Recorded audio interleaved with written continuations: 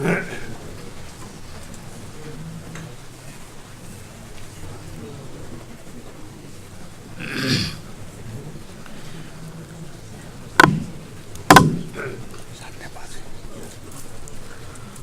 لله نحمده ونستعينه ونستغفره ونؤمن به ونتوكل عليه ونعوذ بالله من شرور أنفسنا ومن سيئات أعمالنا ونعوذ بالله من شرور أنفسنا ومن سيئات أعمالنا من يهده الله فلا مضل له ومن يضلله فلا هادي له ونشهد أن لا إله إلا الله وحده لا شريك له ونشهد أن سيدنا ونبينا ومولانا محمدا عبده ورسوله أرسله الله تعالى إلى كافة الناس بشيرا ونذيرا وداعيا إلى الله بإذنه وسراجا منيرا صلى الله تعالى عليه وعلى آله وأصحابه وأزواجه وأتباعه وبارك وسلم تسليما كثيرا كثيرا.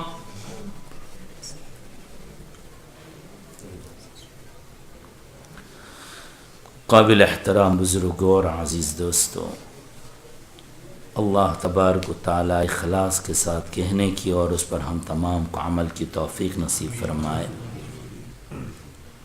کل بات چھوڑی تھی نبی پاک صلی اللہ تعالی علیہ وسلم کے بچپن میں دودھ پینے کے متعلق سے. آپ صلی اللہ تعالی علیہ وسلم کے پیدا ہونے کے بعد 3-4 روز تک تو آپ کی والدہ حضرت آمنہ نے آپ کو دودھ پلایا، اور پھر والدہ کے بعد ابو لہب کی باندھی ثوبیہ نے آپ کو دودھ پلایا ہے. بتلایا تھا گزشتہ کل بھی کہ ثوبیہ یہ ابو لہب کی باندھی تھی. حضور پاک صلی اللہ تعالی علیہ وسلم کا چچا ہے یہ ابو لہب. بھتیجے کی پیدائش پر خوشی کا اظہار کرتے ہوئے اپنی باندھی کو آزاد کر دیا تھا.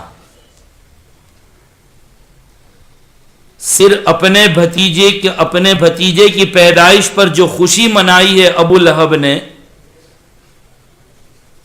تو ابو لہب کو بعد میں کسی نے خواب میں دیکھا تھا کہ گزری کیا ہے مرنے کے بعد.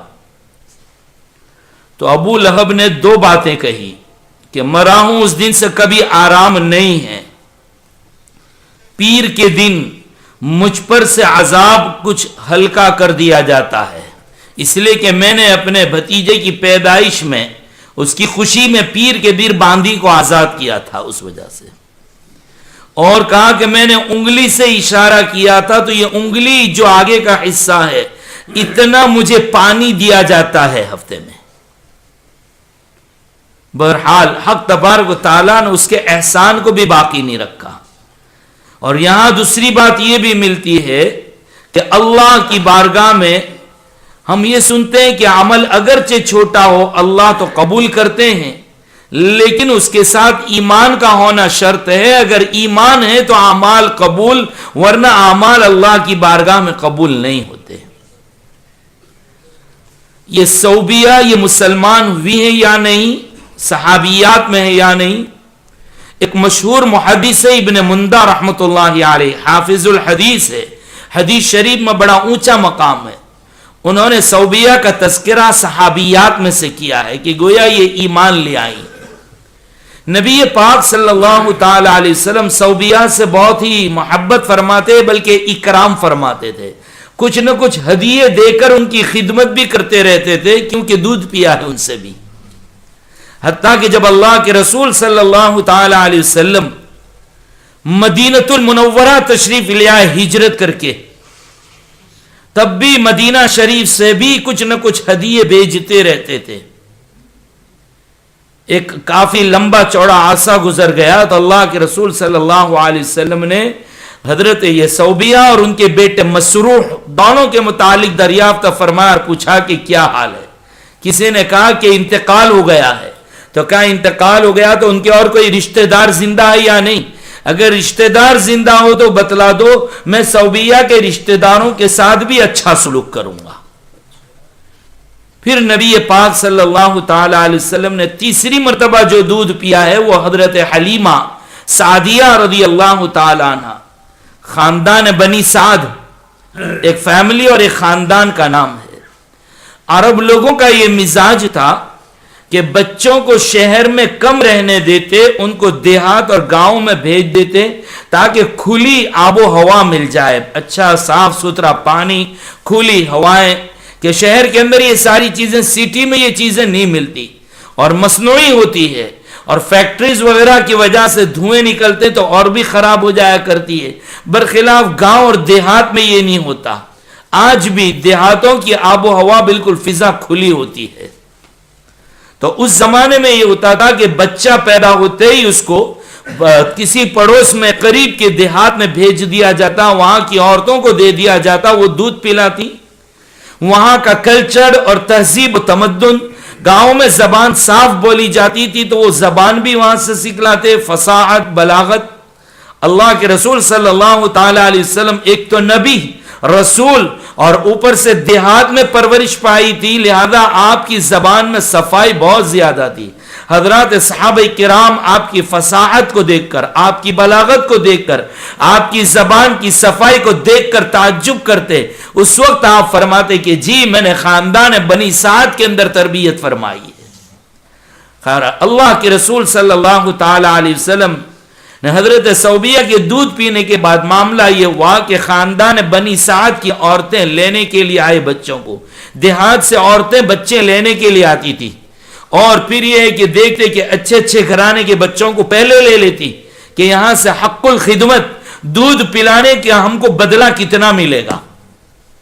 سب اچھے گھرانوں کے اور مالدار گھرانوں کے لے لیتے. آپ صلی اللہ تعالی علیہ وسلم کو بھی تمام عورتوں پر پیش کیا گیا، لیکن جب یہ پتا چلتا کہ یہ بچہ یتیم ہے، اس کا باپ نہیں ہے، کوئی بچے کو لینے کے لیے تیار نہیں ہوتا تھا. سب چھوڑ دیتے کہ جس کا باپ نہیں ہے ہم کو حق الخدمت کیا ملے گا، چھوڑ دیتے. حتیٰ کہ حضرت حلیمہ کے اوپر بھی پیش کیا گیا، لیکن وہی کہ یہ یتیم بچہ ہے، ہم اوپر سے ویسے ہی غریب ہیں، کچھ امید لے کر آتے ہیں لیکن یہاں تو کچھ بھی نہیں ملنے کا. آخر کار حضرت حلیمہ کے دل میں اللہ رب العزت نے بات ڈالی، اور کہتے ہیں کہ دل میں داعیہ پیدا ہوا، بہت سخت ایک دم اچھی امیدیں آنے لگی. اپنے شوہر کے پاس گئی اور جا کر کہا کہ وہ جو بچہ یتیم تھا، واللہ لأذهبن لک، میں ضرور بھی جاؤں گی اس کے پاس، وَلَآخُذَنَّ لَهُ، میں اس کو لے آؤں گی، ضرور بھی ضرور لے لوں گی، میں مجھے لے لینے دیجئے. شوہر نبی کا لا باس علیہ، تیرے پر کوئی حرج نہیں ہے، جا اس کو لے لے. امید ہے کہ اللہ رب العزت اس بچے میں ہمارے لیے برکت رکھ دیں گے، رحمت رکھ دیں گے اللہ تعالیٰ، لے لو جاؤ. حضرت حلیمہ نے تو جا کر لے لیا، کیونکہ اگر خالی ہاتھ جاتے تب بھی بہت معیوب سمجھا جاتا اپنے علاقے میں کہ یہ ایسی عورت ہے کہ اس کو کسی نے بچہ تک نہیں دیا، بھروسہ نہیں کیا، تو بھی ایک تو عیب کی بات ہوتی تھی. لہذا وہاں پر وہ حضرت حلیمہ کہ بھئی چلو کچھ نہیں تو اسے لے کر چلو، لے کر گئیں. کہتے جیسا ہی گود میں لیا، اللہ رب العزت نے فوراً کرامت و معجزے کا اظہار فرمایا. حضرت حلیمہ فرماتی ہیں کہ میرے سینے میں دودھ سوکھ گیا تھا، میرا بیٹا خود دونوں سینے سے پینے کے باوجود بھوکا رہتا تھا، پریشان رہتا تھا، اس کو نیند نہیں آتی تھی بھوک کی وجہ سے. لیکن جیسے ہی میں نے گود میں لیا اس یتیم بچے کو، کہتے ہیں کہ میرے سینے دودھ سے بھر گئے. الحمدللہ میرا بیٹا پیٹ بھر کے دودھ پینے لگا. کسی کو کیا پتا تھا کہ یہ یتیم نہیں ہے، یہ درے یتیم ہے، ایک موتی ہے جو دنیا میں نہیں ملنے کا کسی کو. پھر حضرت حلیمہ فرماتی ہیں کہ ہم جب سواری پر آ رہے تھے اپنے خاندان سے مکہ مکرمہ کی طرف، تو میرے پاس سواری کے لیے گدھی تھی اور راستے میں اپنا پیٹ بھرنے کے لیے ایک اونٹنی تھی کہ اس کا دودھ پئیں گے. لیکن گدھی تو اتنی کمزور تھی کہ اس کو چابک سے اور کوڑے سے مارا جاتا، لکڑی سے، تب جا کر کہیں چلتی، اور قافلے میں سب سے پیچھے رہتی تھی.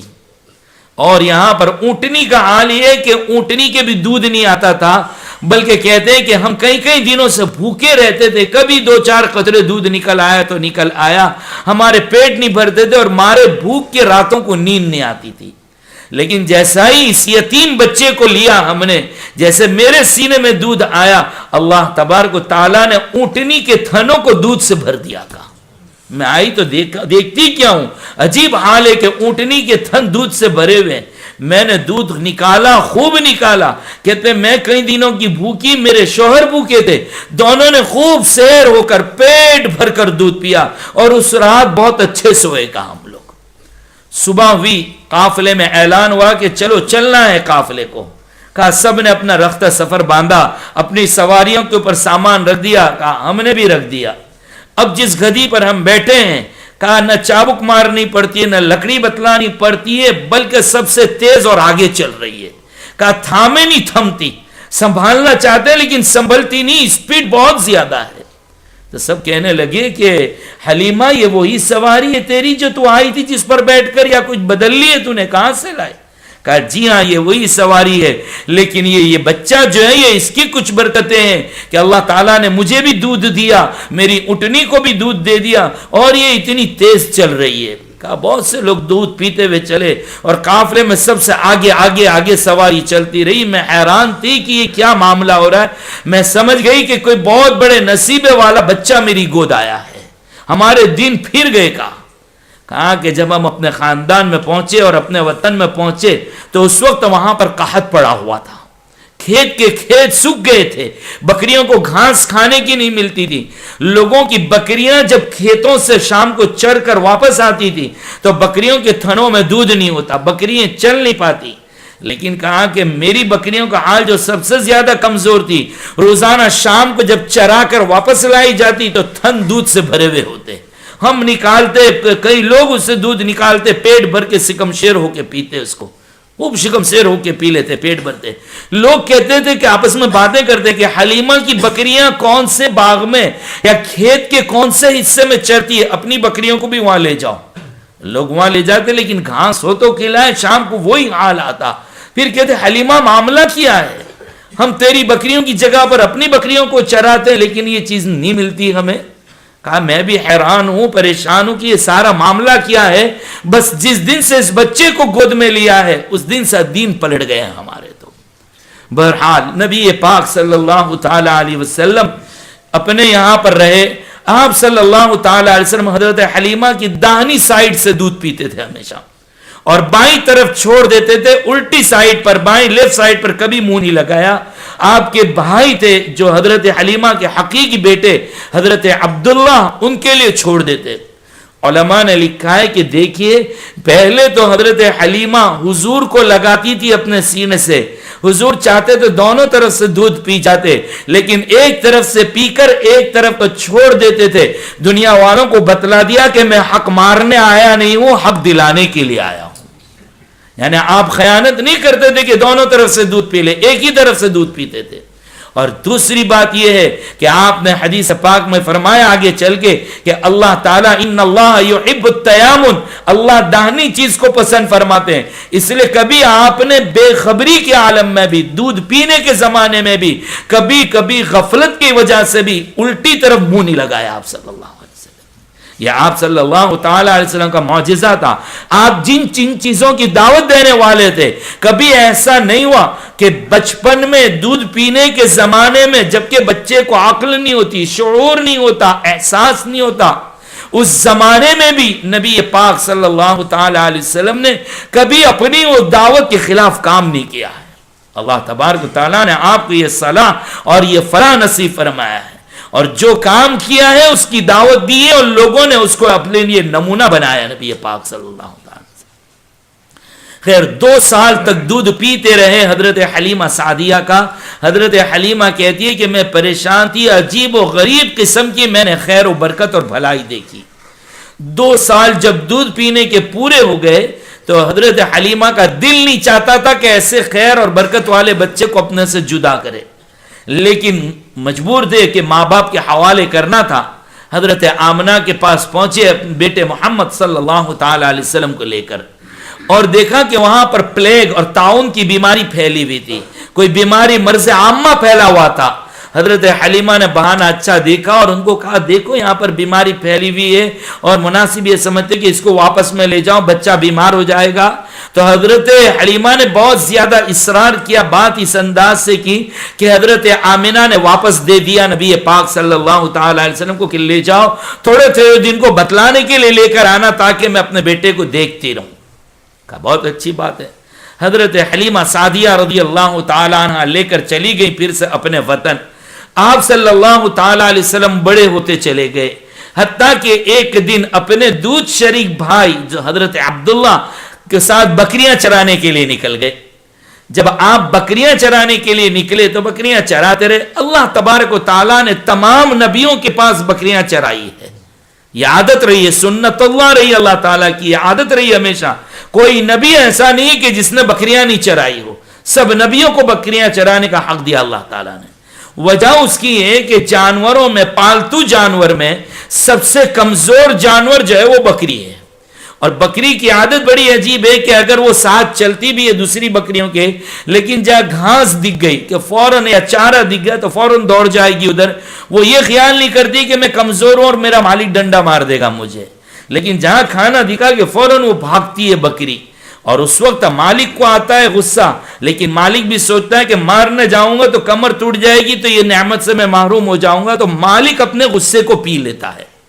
تو گویا نبیوں کے پاس بھی بکریاں اس لیے چرائی جاتی ہے کہ جب بکری ادھر ادھر بھاگتی ہے تو نبی کو بھی آتا ہے غصہ، لیکن بکری کی کمزوری کو دیکھ کر ہانک کر پھر اسے راہ راست پر لے آتے ہیں۔ پھر بکری بھاگتی ہے تو پھر گالی بکتا اور کہتا ہے کہ اللہ کی بندی چل، غصہ کرتا ہے چرانے والا کہ چل، تو کمزور ہے، تجھے کوئی چیز کھا جائے گی، جانور پھاڑ کھائے گا، چوپایا پھاڑ کھائے گا، پھر اسے سمجھا کر لاتا، مارتا نہیں کبھی بھی۔ تو نبی کو بھی یہ تعلیم دینی ہوتی ہے کہ آپ امت کو سیدھے راستے پر چلاؤ گے اور یہ امت پھر ٹیڑھے راستے پر چلی جائے گی، پھر آپ کھینچ کر لاؤ گے پھر ٹیڑھے راستے پر چلی جائے گی۔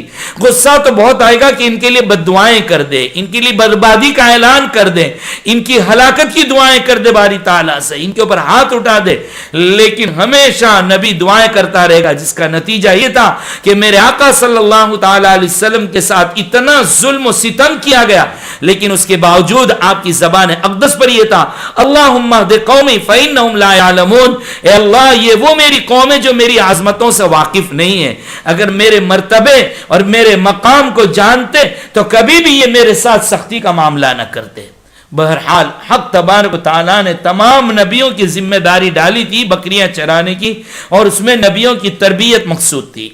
سرکار صلی اللہ تعالی علیہ وسلم بہت کم عمری سے بکریاں چرانے کے لیے نکلتے تھے۔ ایک دن بکریاں چراتے چراتے آپ کے بھائی نے دیکھا، حضرت عبداللہ نے، کہ کوئی دوڑتا ہوا آیا، دو سفید کپڑے پہنے ہوئے، زمین پر آپ کو لٹا دیا اور آپ کا سینہ مبارک کو کاٹ دیا، چیر دیا، چھاتی مبارک، دل کو باہر نکالا اور اندر سے کوئی چیز نکالی باہر پھینکی اور اس کو برف جیسے ٹھنڈے پانی سے اس کو دھویا ہے، برف سے دھویا بلکہ اس کو، اور پھر اس کو اندر رکھ دیا اور سی دیا۔ یہ بھائی دوڑتے ہوئے اپنی امی کے پاس گئے، حضرت حلیمہ سعدیہ کے پاس، اور کہا کہ امی وہ میرا عربی بھائی جو ہے، مکی جو بھائی ہے، عجیب معاملہ ہوا اس کے ساتھ، کوئی دو بڑے سفید کپڑے والے آئے، اس کو پکڑ کے زبردستی زمین پر لٹا دیا، اور لٹانے کے بعد اس کا دل نکالا اور اندر سے کوئی چیز خون جیسی نکالی، پھر رکھ دیا۔ تو یہ تو بہت گھبرا گئی کہ معاملہ کیا ہوا، کس نے ایسا معاملہ کیا۔ فوراً میاں بیوی دونوں دوڑتے ہوئے گئے تو اللہ کے رسول صلی اللہ تعالی علیہ وسلم کونے میں ایک جگہ ڈرے ڈرے سہمے کھڑے ہوئے تھے، فوراً سینے سے چمٹا لیا، اور اس کے بعد آپ کے دودھ شریک باپ انہوں نے بھی لیا اور سر پر ہاتھ رکھا، بیٹا گھبرانے کی ضرورت نہیں، تسلی دی، اور اپنے گھر لے کر آئے۔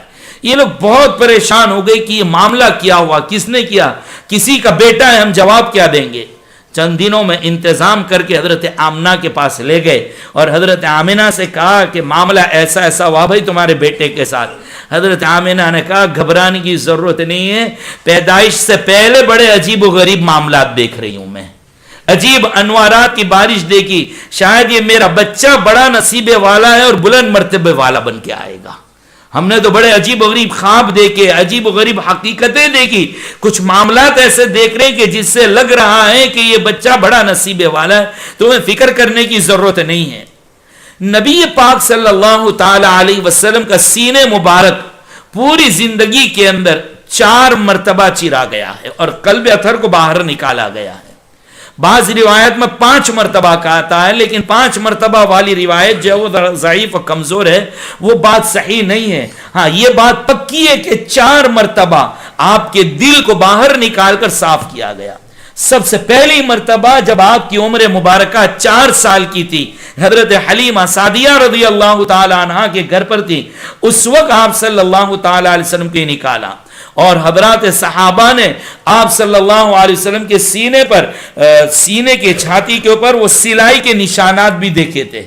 بعض دنیا میں ایسے بھی بیوقوفے کے جو انکار کرتے ہیں کہ نہیں یہ شق صدر نہیں ہوا ہے، وہ تو اللہ تعالیٰ نے قدرتی طور پر توجہ ڈال کر دل کے اندر باتیں بھر دی تھی، ورنہ دل کو چیرنا، چھاتی کو چیرنا اور دل کو نکالنا ایسا کچھ نہیں ہوا تھا۔ جو جدید نئی تعلیم کے لوگ ہیں وہ ایسی چیزوں کو ماننے کے لیے تیار نہیں کہ اس زمانے میں کہاں آپریشن کے سامان تھے، کہاں آکسیجن تھا، دل نکالنے تو آکسیجن کی ضرورت پڑتی ہے۔ یہ سب تم کو مبارک، اللہ رب العزت تو اس کے محتاج نہیں۔ حق تباہ، یہ بالکل حضرات صحابہ نے سلائی کے نشان دیکھے تھے نبی پاک صلی اللہ تعالی علیہ وسلم کی چھاتی مبارک پر۔ تو کہتے ہیں سب سے پہلے جو نکالا یہ کیا گیا وہ 4 سال کی عمر مبارک تھی، اور ایک خون کا قطرہ جو نکالا تھا، کہا کہ وہ خود اللہ کے رسول صلی اللہ تعالی علیہ وسلم سے ثابت ہے کہ وہ گناہ کا مادہ، ہر انسان میں گناہ کرنے کے جذبات ہے، تو وہ جو گناہ کرنے کے جو جذبات ہے، مادہ ہے، اس کو نکال کر پھینک دیا تھا تاکہ گناہ کی طرف دھیان ہی نہ جائے آپ کا۔ آپ صلی اللہ تعالی علیہ وسلم کے لیے گویا قلب میں سے وہ کالا نقطے کے برابر خون کا قطرہ جو نکالا تھا، وہ نکالا تھا جو گناہ کرنے کے جذبات ہوتے، اس کو نکال کر پھینک دیا باری تعالیٰ نے، اور پھر پورے دل مبارک کو برف کے ٹھنڈے پانی سے دھویا گیا۔ اس کی وجہ لکھی علماء نے کہ برف کے پانی سے کیوں دھویا گیا، کہا پہلے تو ویسے ہی گندگی لگ جائے تو پانی سے دھویا، اور اس کو پھر ٹھنڈا اور برف کی وجہ سے، کہا اصل میں گناہوں کی جو طبیعت ہے وہ گرم ہے، گناہ جو ہے اس کا خاصہ گرم ہے، اور گناہوں پر جو سزا ملنی ہے وہ بھی جہنم کی آگ ہے اور وہ بھی گرم ہے، جیسا قرآن کریم نے خود فرمایا ان الذین یأکلون اموال الیتامی ظلما انما یأکلون فی بطونہم نارا۔ وہ لوگ کہ جو یتیموں کا مال کھاتے ہیں، وہ مال نہیں کھا رہے بلکہ اپنے پیٹ میں جہنم کے انگار بھر رہے ہیں۔ ایسے بہت سے گناہوں کے باب میں قرآن کریم نے اس انداز سے بیان کیا کہ یہ لوگ اپنے پیٹ میں جہنم کی آگ ڈال رہے ہیں۔ سود اور بیاج، انٹرسٹ وغیرہ کے متعلق بھی بیان فرما دیا ہے صاف طور پر کہ یہ پیٹ میں آگ ڈال رہے ہیں اپنی۔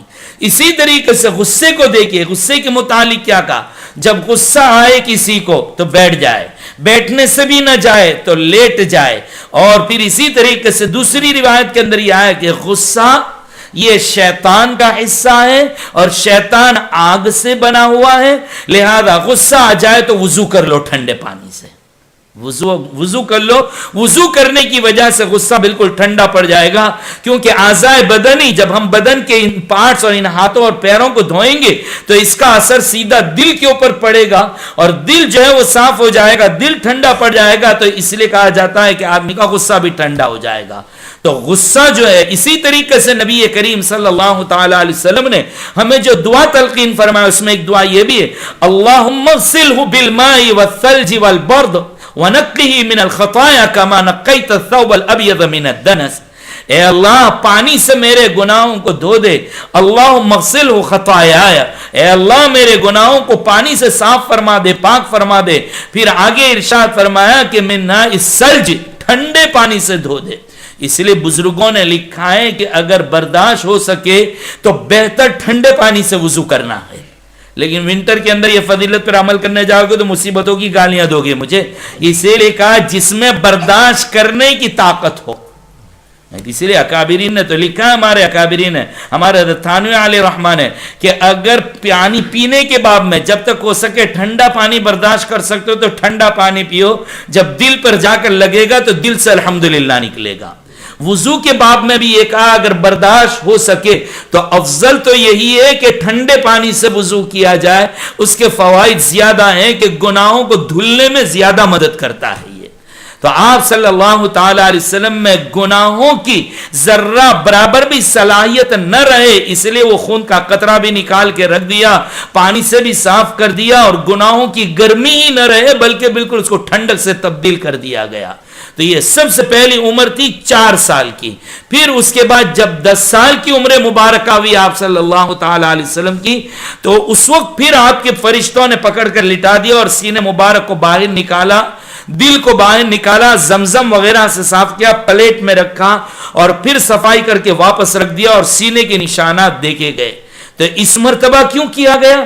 تو کہا کہ یہ 10 سال کی عمر جب شروع ہوتی ہے یہ کھیل کی عمر ہوتی ہے، بچہ اس میں کھیل دیوانہ ہوتا ہے۔ ماں باپ اگر اس کو کھلونے لا کر دیتے رہے تو وہ کھیلتا رہے گا، اور کھیل میں اتنا مشغول ہوتا ہے کہ کھانے کے لیے بلاؤ تو کھانے کی بھی پرواہ نہیں ہوتی، اس کو کھانے کی بھی پرواہ نہیں ہوتی، نہ اپنی صحت کی فکر ہے نہ کچھ، بس ابھی آیا تھوڑی دیر کے لیے، ابھی آیا تھوڑی دیر کے لیے۔ ذرا دیکھ لیں جب بچہ کھیلنے لگ جاتا ہے تو کھیل میں ایسے مست ہو جاتے ہیں کہ ان کو کھانے کی فکر نہیں رہتی، بلکہ ماں باپ ان کو مارنے کے لیے بھی دوڑتے ہیں، مارتے جاتے اور کھلاتے جاتے ہیں۔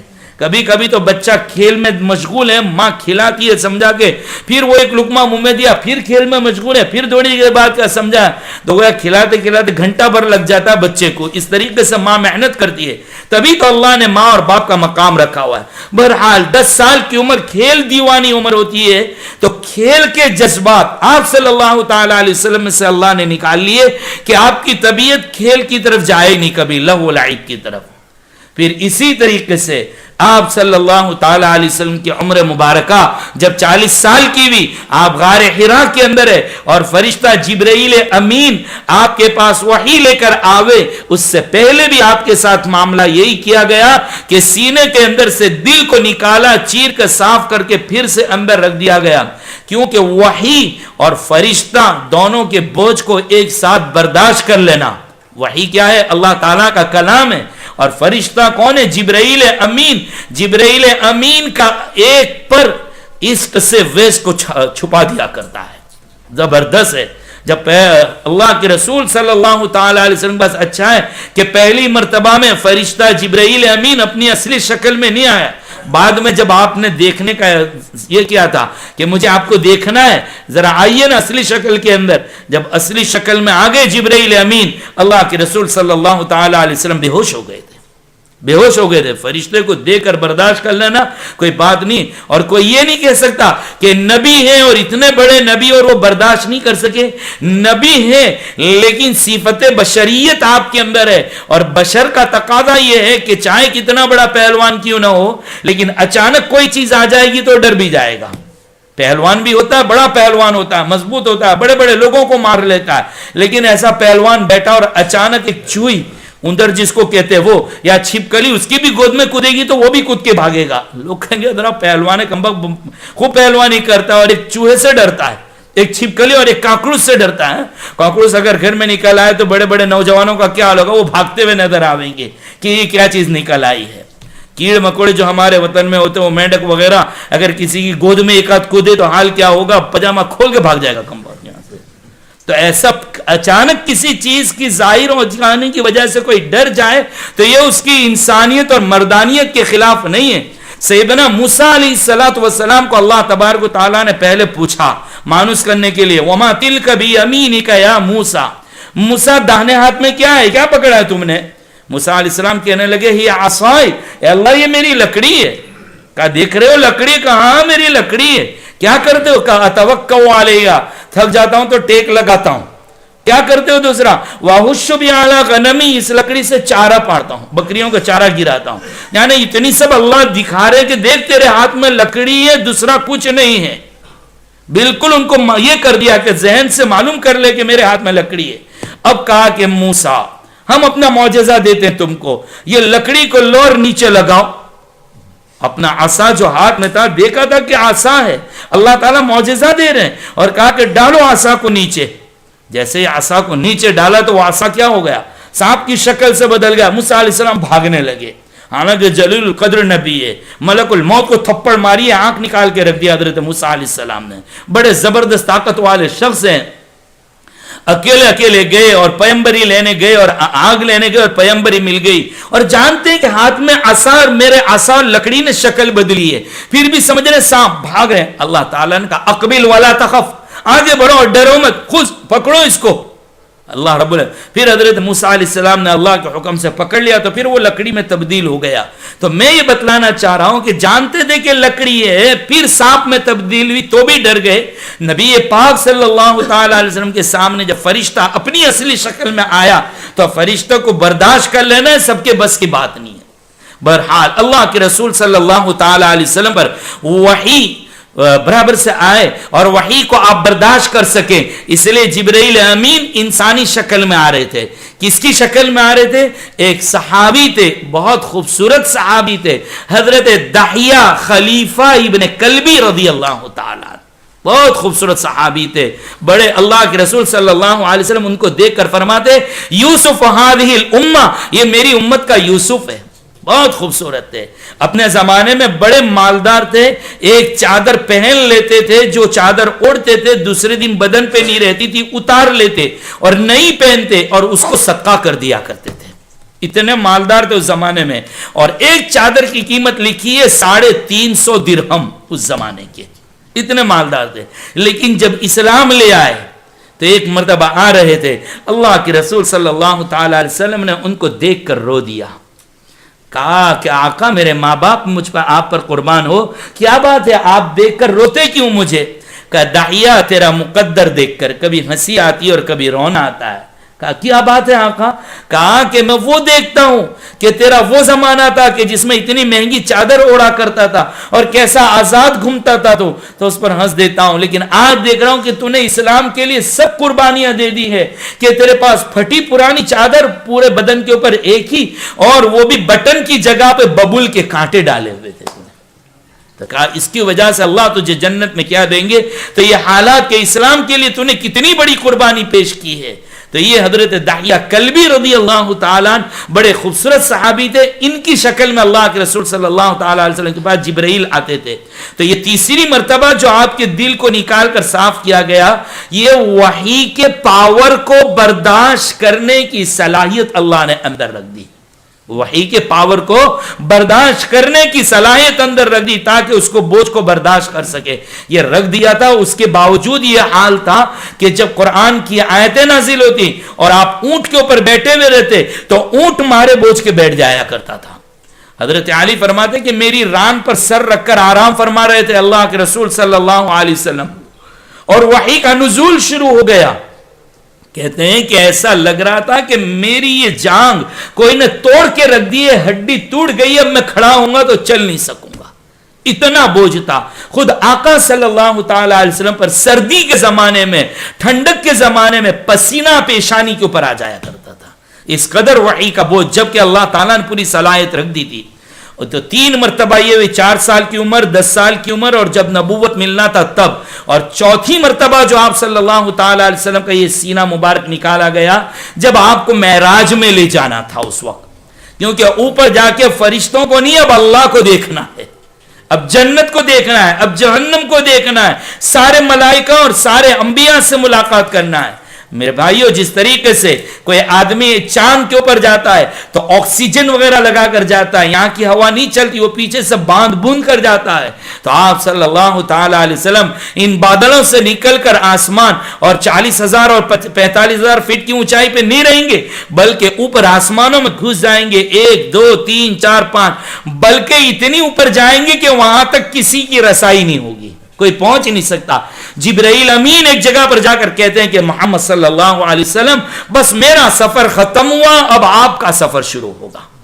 اکیلا سفر شروع کیا نبی پاک صلی اللہ علیہ وسلم. تو معراج میں جبکہ اللہ کے دیدار کی صلاحیت کو لینا ہے اور اس بوجھ کو برداشت کرنا ہے, کہیں طبیعت ضائع نہ ہو جائے, اس وقت حق تبارک و تعالیٰ نے چوتھی مرتبہ فرشتوں کو بھیج کر آپ کے دل کے اندر وہ صلاحیت رکھ دی گئی اور صاف کر دیا گیا. تو یہ 4 مرتبہ پوری زندگی اور حیات طیبہ اور حیات مبارکہ میں نبی پاک صلی اللہ تعالی علیہ وسلم کے قلب اطہر کو صاف کیا گیا. خیر تو بات چل رہی تھی نبی پاک صلی اللہ تعالی علیہ وسلم کے دودھ کی. دودھ پینے کے بعد نبی پاک صلی اللہ تعالی علیہ وسلم مکہ آئے. مکہ سے واپس حضرت حلیمہ لے گئی. واپس نبی پاک صلی اللہ تعالی علیہ وسلم یہاں پر مکہ مکرمہ آ گئے. مکہ مکرمہ اپنی والدہ حضرت آمنہ کے پاس رہنے لگے. ایک دن حضرت آمنہ کو اپنے والد کا گھر بہت یاد آیا اور مدینہ منورہ کی طرف چلی. اپنے میکے کے اندر لے کر چلی. جب واپس آ رہی تھی راستے میں 1 مہینے کے رہنے کے بعد تو حضرت آمنہ کی طبیعت خراب ہوئی. راستے میں حضرت آمنہ ہے, حضور پاک صلی اللہ تعالی علیہ وسلم ہے, اور بہت چھوٹے بچے ہیں آپ تو. اس وقت تقریباً 6 سال کی عمر غالباً پائی جا رہی ہے. اور پھر ساتھ میں ایمن باندھی ہے نبی پاک, حضرت نبی پاک صلی اللہ تعالی علیہ وسلم کی. بس یہ 3 سفر کے اندر ساتھ ہے.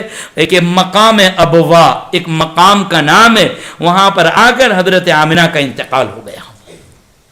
عجیب, باپ کا تو انتقال ہو چکا تھا. 6 سال کی عمر مبارکہ میں ماں کے سائے کو بھی اللہ نے اٹھا لیا. اللہ نے کیوں ایسا کیا؟ اللہ چاہتے تو رکھ سکتے تھے اپنے نبی کے والدین کو حیات, تاکہ دنیا کے اندر کوئی تانا نہیں دے. آپ صلی اللہ تعالی علیہ وسلم کی تربیت اچھی ہو. کیوں حق تبارک و تعالی نے آپ صلی اللہ تعالی علیہ وسلم کو یتیم پیدا کیا؟ اس کے لیے آئندہ کل تک کے انتظار کیجیے. الحمدللہ رب العالمین والصلاة والسلام على سید الانبیاء واشرف المرسلین سیدنا و مولانا محمد وعلى آلہ واصحابہ اجمعین. اللہم مالک الملک تؤتی الملک من تشاء وتنزع الملک ممن تشاء وتعز من تشاء وتذل من تشاء بیدک الخیر انک علی کل شیء قدیر. اے اللہ, ہم تیرے گنہگار بندے تجھ سے اپنے گناہوں کی معافی مانگتے ہیں. ہم نے بڑے اور چھوٹے جو کچھ گناہ کیے ہیں, جانتے ہوئے انجانے میں جو کچھ کیے, رات کے اندھیرے میں ہو گئی یا دن کے اجالے میں ہوئے, اے اللہ جس وقت کیے ہو, جہاں کیے ہو, جس حالت میں کیے ہو, ہم تمام گناہوں کی معافی مانگتے ہیں. معاف فرما دیجیے اللہ. اللہ ہم کو معاف فرما دے, ہمارے والدین کو معاف فرما دے, ہمارے بھائی بہنوں کو معاف فرما دے. اے اللہ اپنی معرفت نصیب فرما, اپنا تعلق نصیب فرما, اپنے حبیب صلی اللہ علیہ وسلم کا سچا عشق نصیب فرما, دین اسلام کی محبت نصیب فرما, اسلام کی قدردانی نصیب فرما. اے اللہ ہمارے دلوں میں مسجدوں کا احترام نصیب فرما, مسجدوں کی قدردانی کرنے کی توفیق عطا فرما, مسجدوں کو اس کے حقوق کے ساتھ ہمیں مسجدوں میں آنے کی توفیق عطا فرما. اے اللہ تیرا گھر سمجھ کر ہمیں مسجدوں میں آنے کی توفیق عطا فرما. ہماری اولاد کی ہم تربیت کر سکیں, انہیں سمجھائیں کہ یہ تیرا گھر ہے. اے اللہ ایسی ہمیں توفیق نصیب فرما. ہماری اولاد کے دل میں بھی مسجد کی در و دیوار کا بھی ادب اور احترام ڈال دے. اے اللہ ہم بڑے گستاخ ہیں, بڑے بے ادب ہیں, ہم نالائق ہیں, تیرے گھر کا ادب ہم سے نہیں ہو پاتا. ہم غافل ہو کر مسجدوں میں گھس آتے ہیں, کیسے کیسے لباس, کیسے کیسے کپڑے, کن کن حالتوں میں آ جاتے ہیں. آپ حلیم ہیں, آپ غیور ہیں کہ آپ ان حالات کو برداشت کرتے ہیں, اور ہماری رسمی جو ہاتھ اٹھ جاتے دعاؤں کے لیے آپ اس کو بھی قبول فرما لیتے ہیں. اے اللہ ہماری دعاؤں کو رد نہ فرمائیے, قبول فرمائیے. تو اس سے ہونے کا یقین کر کے ہم نے مانگا ہے. اے اللہ پوری زندگی میں جتنا مانگا سب عطا فرما دے, ہمیں مستجاب الدعوات بنا دے, ہمیں مقبول دعا والا بنا دے.